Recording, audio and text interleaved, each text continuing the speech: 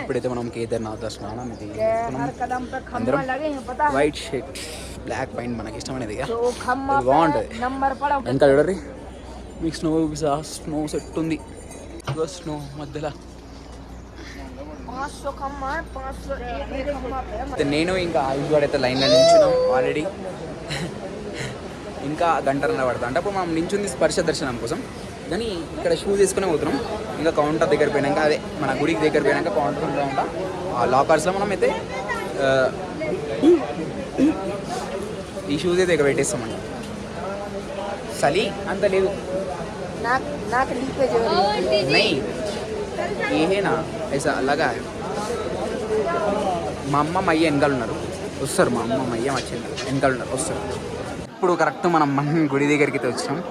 ఇంకా లైన్ ఉంది. ఇదంతా ఎంత లైన్ ఉందో తెలియదు మాకు. కూడా 11:40 అవుతుంది. ఇంకా 20 minutes ఉంది ఖాళీ దర్శనంకి.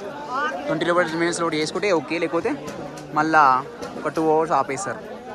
ఇప్పుడు మన కేదార్నాథ్ దర్శనం అయితే అయిపోయింది, సక్సెస్ఫుల్గా కంప్లీట్ అయిపోయింది. మెయిన్ మీకు కేదార్నాథ్ ఎందుకు తీసుకొచ్చినా ఇవి చెప్పినా కదా, ఇప్పుడు చెప్తున్నాయి ఏంటంటే మంచిగా. మా అమ్మ ఏంటంటే మా అమ్మకి ఇష్టమైన శివుడు, అందుకని చెప్పి మనం కేదార్నాథ్కి అయితే తీసుకొచ్చాం. మా అమ్మ ఏమో నెక్స్ట్ సార్ అవుదామని అంటే నేను చచ్చినా రానిగా అని అంటుంది.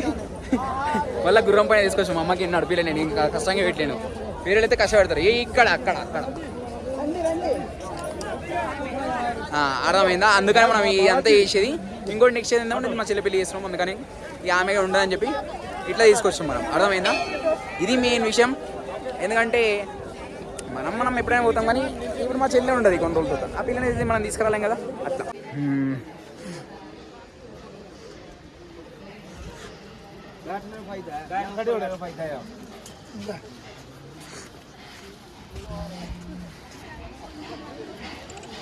ఇప్పుడైతే కేదార్నాథ్ డెసిషన్ వదిలేసి మనైతే వెళ్ళిపోతాం కిందికి.